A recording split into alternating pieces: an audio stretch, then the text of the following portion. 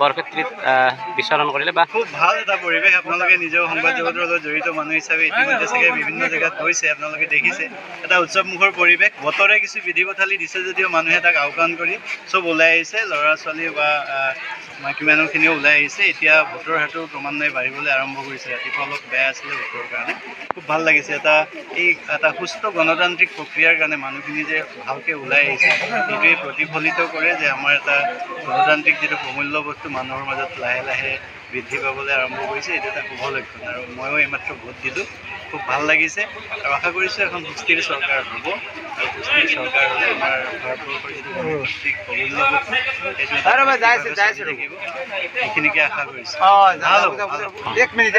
ক'ত ক'ত আজি ঘূৰিলে আপুনি ইয়াতে? এনেই মই ইয়াতে মোৰতো ঘৰ মুকালমাত, আপোনালোকে জানে নাৰায়ণপুৰত, তাত মই ভোট দিলোঁ।